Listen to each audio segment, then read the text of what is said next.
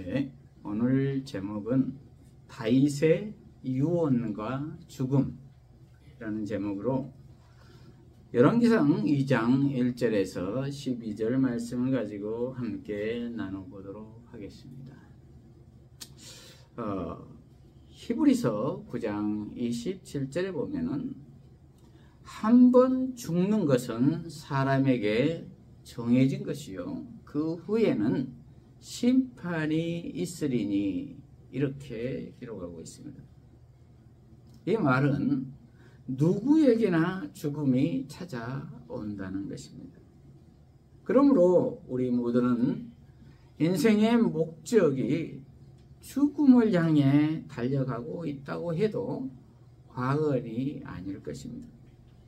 그러므로 우리는 사는 동안에 어떻게 살며 이 죽음을 어떻게 맞이할 것인가 대해 깊이 생각하며 살아야 할 줄로 믿습니다.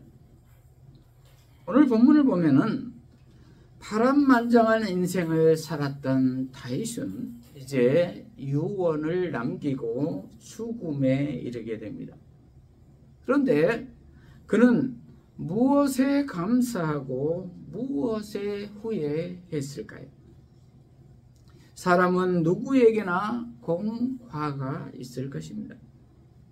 그러나 그의 인생 공과에 대한 평가는 역사가와 후손의 몫이 될 것입니다. 그리고 궁극에는 하나님의 몫이 될 것입니다. 그런데 우리도 다 그 길을 간다는 것입니다. 그렇다면 우리는 어떠한 유언을 남기며 어떠한 평가를 받고 싶으십니까? 오늘 본문을 통해서 살펴보도록 하겠습니다. 첫째로 말씀에 순종하는 삶을 살자. 말씀에 순종하는 삶을 살자. 1절에서 4절을 보면은 다윗이 죽을 날에 임박함에 그의 아들 솔로몬에게 명령하여 이르되 내가 이제 세상 모든 사람이 가는 길로 가게 되었노니 너는 힘써 대장부가 되고 내 하나님 여호와의 명령을 지켜 그 길로 행하여 그 법률과 계명과 율례와 증거를 모세의 율법에 기록된 대로 지키라. 그리하면 네가 무엇을 하든지 어디로 가든지 형통할지라. 여호와께서 내 일에 대하여 말씀하시기를 만일 네 자손들이 그들의 길을 삶과 마음을 다하고 성품을 다하여 진실이 내 앞에서 행하면 이스라엘 왕위에 오를 사람이 내게서 끊어지지 아니하리라 하신 말씀을 확실히 이루게 하시리라. 이렇게 기록하고 있습니다. 다윗이 죽을 날이 가까웠다는 것입니다. 그래서 그의 아들 솔로몬에게 유언을 하고 있습니다. 유언은 대체적으로 가장 중요하고 진실되고 핵심이 되는 말을 압축해서 전하지요. 그런데 다윗은 솔로몬에게 너는 힘써 대장부가 되라고 합니다. 그러면 대장부가 되라는 말은 무슨 말일까요? 통상 대장부라는 말은 남자답게 되라는 말로 사용되고 있지요. 그 말을 풀어보면은 사사로운 일에 얽매이지 않고 멀리 보고 크게 보고 의리를 지키고 어렵고 힘든 일이 있더라도 좌절하지 않고 용기를 내어 끝까지 헤쳐나가는 것이 대장부답다 라는 말이 되겠지요. 그러면 무슨 일에 그렇게 하라는 것입니까? 3절에 보면은 내 하나님 여호와의 명령을 지켜 그 길로 행하여 그 법률과 계명과 율례와 증거를 모세의 율법에 기록된 대로 지키라 라는 것입니다. 하나님의 말씀대로 살라는 것입니다. 그리고 그 기록된 말씀을 지켜 행하라는 것입니다. 머리로만 아는 것이 아니라 삶으로 살아내라는 것입니다. 그리고 그 법률과 계명과 율례와 증거를 모세의 율법에 기록된 대로 지키며 살라는 것입니다. 이 말은 시내산에서 받은 십계명을 포함해서 정결법, 도덕법, 관습법 등등을 그리고 선진들의 증거들을 성경에 기록된 대로 다 지키며 살라는 것입니다. 내 생각대로 사는 것이 아니라 성경에 기록된 대로, 말씀대로, 그 선진들의 증거대로 그 믿음으로 살라는 것입니다. 그러할 때 형통할 것이라는 것입니다. 저와 여러분은 성경에 기록된 대로 다 지키며 행하며 삶으로 살고 계십니까? 그리고 앞단어를 보면은 힘써 대장부가 되고 그랬습니다. 그것은 힘을 다해 지키라는 것이지요. 이 말은 그 길이 결코 쉽지 않다는 것입니다. 그렇습니다. 우리가 사는 인생이 세상살이가 그렇게 쉽지만은 않습니다. 그래서 하나님의 말씀대로 살기가, 다 지키고 살기가 그렇게 쉽지가 않다는 것입니다. 그러나 우리는 형통한 삶을 살기 위해서는 힘써 지키며 행하며 살아야 될 줄로 믿습니다. 그러면 어떻게 해야 그러한 삶을 살 수가 있을까요? 그러기 위해서 우리는 도우시는 영인 보혜사 성령님을 힘써 의지해야 할 것입니다. 왜냐하면 보혜사 성령님이신 예수님이 우리 안에 계셔서 도와주셔야만 가능하기 때문입니다.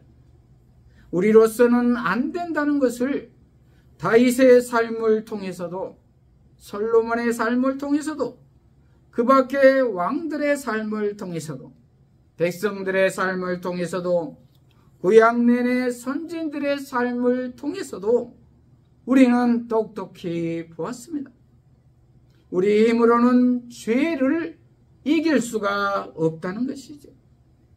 그래서 신약에 와서 십자가에서 죄를 이기신, 죽음을 이기신 예수 안에 거해야만 우리는 죄를 이길 수가 있다는 것입니다. 그러므로 결국은 예수 안에 있어야만 말씀대로 살 수가 있다는 것입니다. 이어서 4절에 보면은 내 자손들이 그들의 길을 삶과 마음을 다하고 성품을 다하여 진실이 내 앞에서 행하면 이스라엘 왕위에 오를 사람이 내게서 끊어지지 아니하리라 하신 말씀을 확실히 이루게 하시리라. 이렇게 기록하고 있습니다. 다윗 왕조의 영구성에 대하여 말하고 있습니다. 실제로 지금 신약에 와서 다윗의 유언대로 다윗의 후손 예수 그리스도를 통해서 영원한 하나님 나라의 왕국이 세워졌습니다. 예수 그리스도가 오심으로 이미와 아직이라는 신학적 명제로 하나님 나라가 도래했습니다. 그러므로 우리는 지금 이미와 아직 사이에 중첩된 시대를 살고 있는 것입니다. 그러므로 우리는 예수님 안에서 이미 하나님 나라를 경험하고 살고 있는 것입니다. 아직 오실 예수, 재림하실 예수님을 또한 기다리며 사는 것입니다. 그러므로 우리는 예수님 안에서 말씀에 순종하는 삶을 살아야 될 줄로 믿습니다. 둘째로 죄를 제거하자. 죄를 제거하자. 5절에서 9절을 보면은 스루야의 아들 요압이 내게 행한 일, 곧 이스라엘 군대의 두 사령관 네리의 아들 아브넬과 예델의 아들 아마사에게 행한 일을 네가 알거니와 그가 그들을 죽여 태평시대의 전쟁의 피를 흘리고 전쟁의 피를 자기의 허리에 띤 띠와 발에 신은 신에 묻혔으니 네 제도로 행하여 그의 백발이 평안히 수월에 내려가지 못하게 하라. 마땅히 길르앗 바르실레의 아들들에게 은총을 베풀어 그들이 내 상에서 먹는 자 중에 참여하게 하라. 내가 내 영 압살롬의 낯을 피하여 도망할 때에 그들이 내게 나왔느니라. 이렇게 기록하고 있습니다. 온전한 하나님 나라를 위해서는 죄를 제거해야 한다는 말입니다. 태평시대에 다윗의 최측근 군대 장관인 요압이 이스라엘의 선한 장군 아브넬과 아마사를 자기의 개인적인 분과 정쟁의 욕심으로 죽였습니다. 그러므로 때가 이를 때에 반드시 죽이라는 것입니다. 그는 하나님 나라보다는 자기 입속을 더 챙기는 사람이라는 것입니다. 그래서 그를 죽이는 것이 하나님 나라를 이루어 나가는데 지혜가 된다는 것입니다. 성군 다윗다운 말이 아니게 느껴집니다. 그러나 죄에 대해 단호하라는 것입니다. 사무엘하 3장 26절에서 38절을 보면은 요압은 다윗의 조카이자 군 사령관으로서 다윗 옆을 지켰으나 아브넬 장군이 자기 동생 아사엘을 죽였다는 이유로 아브넬을 살해합니다. 아브넬은 사울의 아들 이스보셋을 왕으로 세운 사람입니다. 그의 군사들과 요압의 형제를 포함한 다윗의 군사들 사이에 싸움이 일어났을 때 아브넬은 자기 뒤를 뒤쫓은 요압의 형제 아사엘을 죽였습니다. 후에 아브넬은 이스보셋을 떠나 다윗에게 전향했지만 요압은 아사엘에 대한 보복으로 아브넬을 살해했습니다. 당시 다윗은 자초지종을 몰랐으나 백성들에게 아브넬의 살인자로 오인받기에 이르렀습니다. 그래서 그는 아브넬의 무덤까지 상여를 따라가서 울었고 그를 위한 예가를 지어 불러 백성들의 오해를 풀어야 했습니다. 이때 다윗은 왕권이 약하여 요압을 제거하기 어려웠음에 울분을 토하며 하나님이 요압의 악을 갚아주기를 기원했습니다.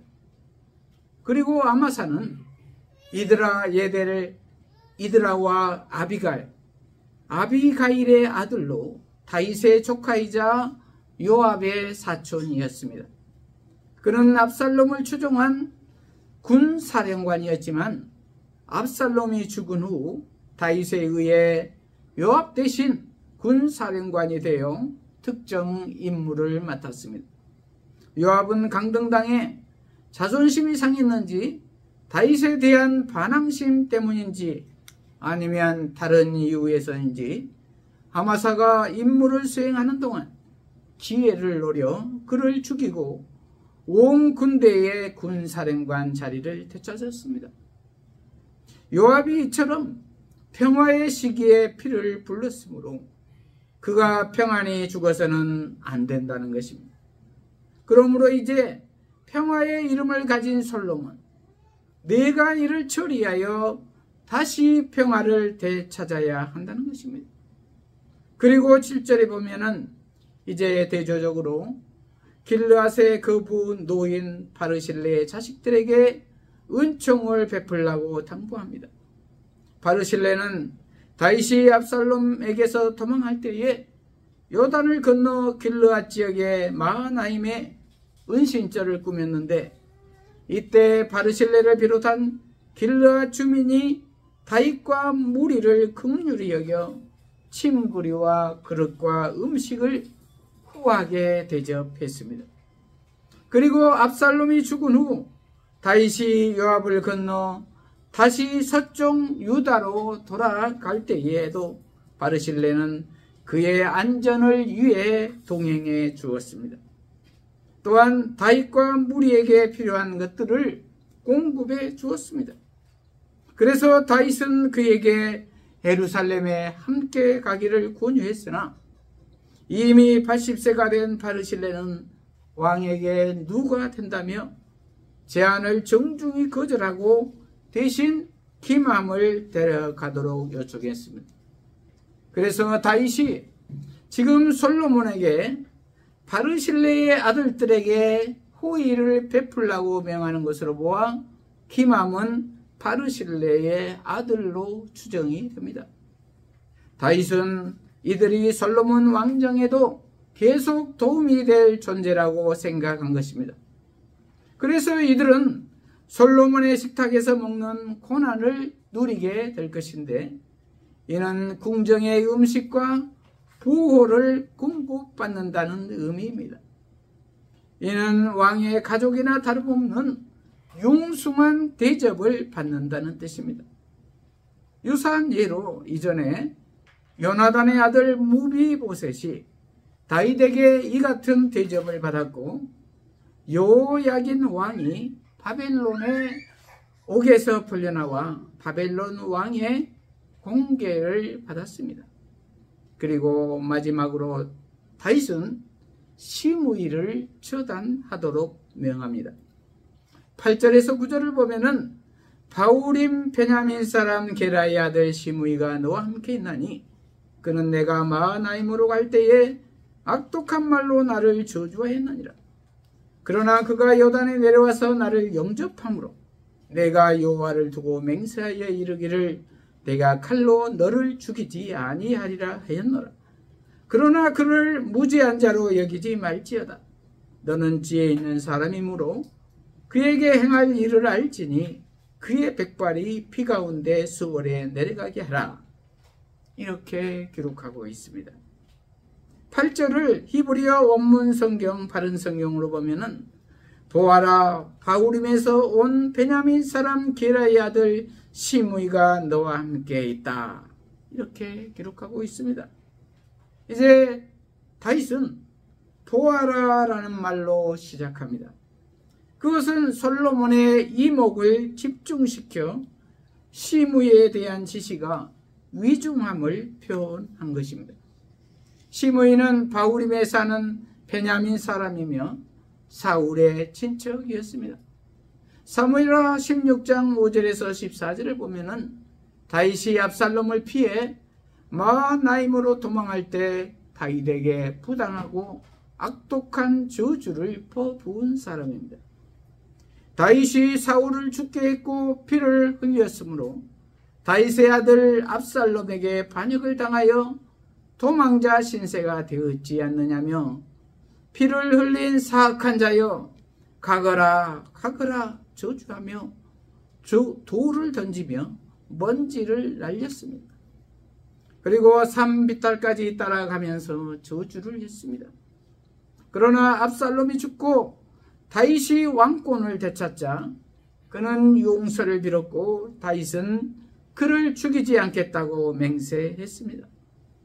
그러나 이것이 그가 무죄하다거나 다윗이 용서했다는 의미는 아니다라는 것입니다. 그러므로 다윗은 이제 솔로몬이 지혜의 사람으로서 이 일을 어떻게 행할지 알 것이라며 시므이가 피 가운데 죽음을 맞이하게 하라고 당부합니다. 지혜의 사람이란 표현은 6절의 요압을 처리하는 방식과 마찬가지로 정치적 수완으로 잘 해결하라는 의미입니다. 다윗은 여호와께 한 맹세와 정치적인 목적으로 시므이를 살려두었지만 솔로몬을 통해 그를 제거하여 새 왕정에 걸림돌이 없도록 할 계획이었던 것입니다. 다윗은 행한 대로 보응하시는 하나님의 심판의 원리를 따르게 한 것입니다. 그러나 열왕기서는 다윗의 마지막 모습을 하나님의 뜻을 알려고 하기보다는 남은 문제들을 주도적으로 해결하려고 하는 인간적이고 정치적인 모습으로 그리고 있습니다. 그러므로 우리는 무엇보다도 나의 인간적인 방법보다는 예수님 안에서 기도함으로 하나님의 뜻을 묻고 지혜롭게 행해야 할 것입니다. 셋째로 죽음을 준비하자. 죽음을 준비하자. 10절에서 12절을 보면은 다윗이 그의 조상들과 함께 누워 다윗성에 장사되니 다윗이 이스라엘 왕이 된 지 40년이라. 헤브론에서 7년 동안 다스렸고 예루살렘에서 33년 동안 다스렸더라. 솔로몬이 그의 아버지 다윗의 왕이 앉으니 그의 나라가 심히 견고하니라. 이렇게 기록하고 있습니다. 이제 다윗이 죽고 솔로몬 왕정이 시작됩니다.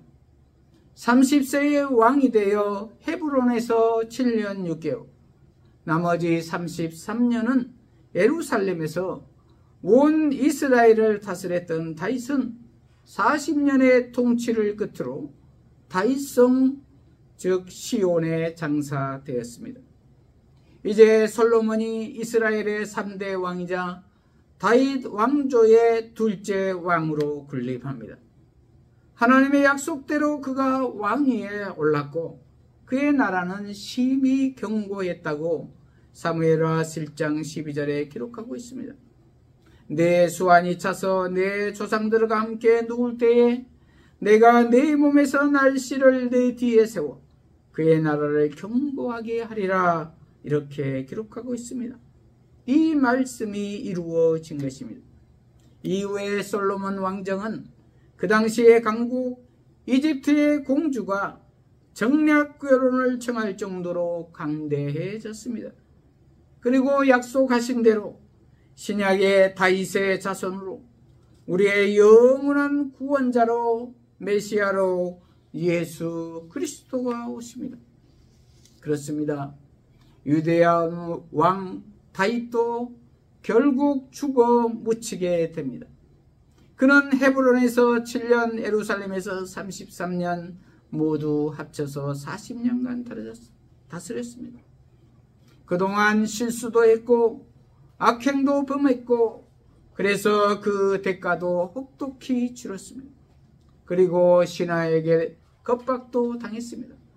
그럼에도 그는 하나님을 사랑했고 율법을 의지했고 하나님을 신뢰했습니다. 그리하여 그의 나라 하나님 나라는 견고해졌습니다. 그러므로 우리는 어떠한 상황에서도 예수님 안에서 하나님을 사랑하고 율법을 의지하고 하나님을 신뢰해야 될 줄로 믿습니다. 말씀을 마무리합니다. 인생을 마무리할 때 저와 여러분은 어떠한 유언을 남기고 싶으십니까? 어떤 평가가 내려질지 한번 그려본 것도 지혜로운 생각일 것입니다. 예수님 안에서 하나님 나라를 위해 살면 역사책에는 남지 않더라도 하늘 생명책에는 반드시 남을 것입니다. 그러므로 이 생이 전부가 아니라고 믿는다면 욕심 부리지 말고 부끄럽지 않는 인생을 살아야 될 것입니다. 그러기 위해서는 예수님 안에서 온전히 말씀에 순종하는 삶을 살며 삶으로 실천하는 삶을 살며 죄를 온전히 제거하는 삶을 살아야 할 것입니다. 그리고 기도함으로 죽음을 늘 준비하는 삶을 살아야 될 줄로 믿습니다. 이러한 우리 모두가 되시기를 축복합니다. 기도하십시다.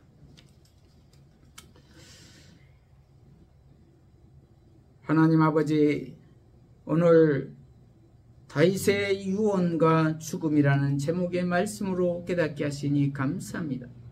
이 세상이 그렇게 만만치 않음을 압니다. 그러므로 우리 모두가 힘써서 온전히 말씀에 순종하는 삶을 살게 하여 주시옵소서. 그리고 결단함으로 죄를 제거하는 지혜로운 삶을 살게 하여 주시옵소서.